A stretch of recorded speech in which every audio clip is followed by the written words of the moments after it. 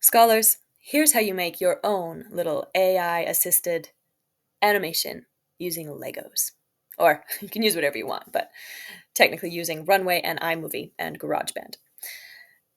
Here is the main character of my little animation using Legos that I made in order to show you how to do so. Here's Darth Vader. He thinks he's the main character, but he's not. So here's photo number 1. You'll notice I only used 6 photos, and I didn't use one stable camera angle because I don't have a tripod. If you were doing stop motion, you'd have to take not 6 photos, but 20 times 24 photos. That's a lot of photos. Using AI, however, simplifies the process. There are other complications that emerge from using AI, which I will discuss, but for now, the photo taking is a lot easier. So, photo number 1. Nothing there. Tanya enters and turns to face the audience. Here's where the bad guy enters. There's some tension, but here's where the turning point occurs. Overwhelmed by Tanya's gravitas and inner beauty, he decides to throw down his weapons. Both face the audience and they dance. All right. So using Runway, it was a lot of fun. It was kind of annoying sometimes because the AI doesn't understand your prompts, but it's a lot faster than stop motion. However, it costs money. My little brother still has a bunch of his credits left over, and he let me use his Runway account, which was super nice of him. He was my creative consultant and my tech support. I appreciate his involvement. Aaron is his name. I will send some, I'll show some links in the description to some of his work, some of his music, and some of his creative projects. Anyway, it's about $35 a month, which is like 300 kroner. And you don't get unlimited creative capacity from that either. You get a certain number of credits. And once you use those credits up, even though you've already paid 35 USD, you still have to pay more for more credits. So it's not ideal, but it's also, it saves you a lot of time, and it's kind of fun seeing the AI as it evolves. So for example, a year ago when my little bro tried it, the technology was just so bad he could hardly even use it for his creative projects. And now a year later, it's just way better and improving quickly. All right, so you go into the app, you tap Generative Session, then select Asset, drag and drop from your photo library. We made this on an iPhone. So this is the picture I took, or selected rather. Here's a cameo from R2-D2, unrelated. All right, so there's the option. There's a new feature where you can put 3 photos in there for each shot. We tried that the first time, but it was a little complex. And then after that, for the other shots, we just did 2 photos at a time. And you give the AI instructions for how to get from one photo to the next. So when we gave it these instructions, Lego Man walks into the shot and turns toward the camera. This was before we realized Tanya was, in fact, not a Tony. So we called her a Lego Man. She would just like float in from the center. So we had to stipulate, walks into the shot from the left and turns toward the camera. So then you click generate and you wait in queue, and then you wait for the percentage. And then once it's rendered, here is the final one that we chose. See, she actually walks and then floats a bit. Oh well. And the AI gave her a new face. Let's watch that again. She's not facing us, but she's facing the other way. And then the AI like turns it into kind of a face. Strange, but whatever, kind of fun. Saves you lots of time. Next. Here we go. Okay, so next shot, you have to tap crop or I did, since I didn't have a tripod. And then you add 1 more photo instead of 2 more. Upload, select asset, just like before. Okay, here's the second one we added. And then you tap generate, and here's what we ended up with after a few tries. comes in. Oh, nope. Just kidding. And then he fully comes in. But he doesn't walk. Oh, well. He floated. But that was the best take we could generate. All right. So now we have 2 shots. We've saved ourselves lots of time. Yes, there is some floating involved. Yes, there is some facial creation, strange details, but whatever. We're having a good time. So then we say, the black Lego man throws his weapons on the ground. We got some weird options, but then, and keep in mind, every time you try a new prompt, it's using up your credits, even if you're not going to keep those shots. So that's a bit of a bummer, but what can you do?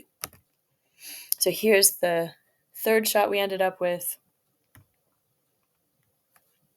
Throws his weapons. That was the best throw that we got. And then there's this random thing floating down from the top.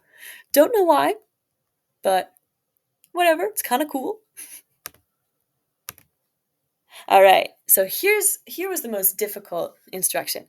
Both Lego men dance.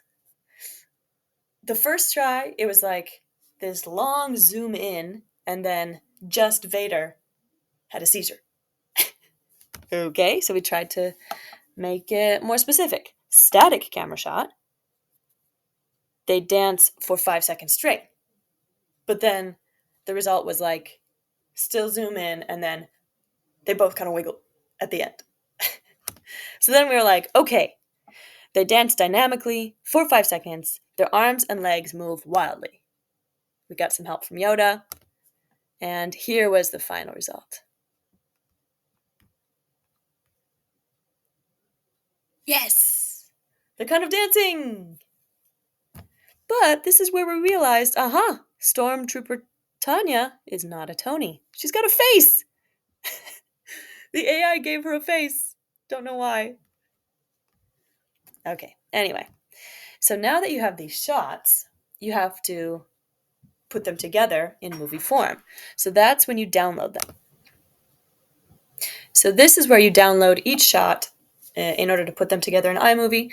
You tap these 3 little dots, download, reassure your phone that you want to download it. Then as you're downloading these files, I would recommend renaming them all. Otherwise, it'll be very complicated. So I just named them 1, 2, 3, 4. All right, iMovie. So once you're in iMovie, you tap Start New Project, Movie, Create Movie, and the little plus. Once you do the little plus, you go to Files, and you choose the first file. That's why I suggested naming them chronologically. So you put in number 1, then add to movie. Okay, once you add to movie, then you add all of them. 1, 2, 3, and 4, in my case. 4 shots. All right, now you push play in order to see what you got.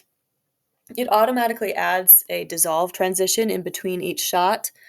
My creative consultant didn't really like that, so I tapped none for the transitions on each transition in between each shot. All right. How about music? Do you want music in your movie? Well, I used GarageBand. I'm not going to give you a tutorial about GarageBand because that's not what this is about. Here's me creating a GarageBand song, stealing the Darth Vader theme. That's why you'll see later in the credits, it's I'm the composer plus John Williams, the composer of Star Wars. You could just use, 20 seconds from a piece of music that's Creative Commons, or you could just make something up, just record something real quick with some instruments or GarageBand or something. I didn't have any my instruments home for Christmas, so I just used the little keyboard on the phone and played some stuff. All right, so once you go back into iMovie after you've chosen your music, you click plus, or you tap plus, files, and there in the downloads, I have the song I made called Tanya. Spaceship! Break. Right. Okay. Then you're finished! I haven't published the actual video yet, but I'll put a link to the actual video in the description of this tutorial. But first, I would like to show you a little test we did, which was kind of fun. So here's a tiger toy, one of my little brother's favorite toys when he was a kid. And check it out. This was just one video that we put in, or sorry, a video we made based on one photo. And look how good it is. And go. There we go.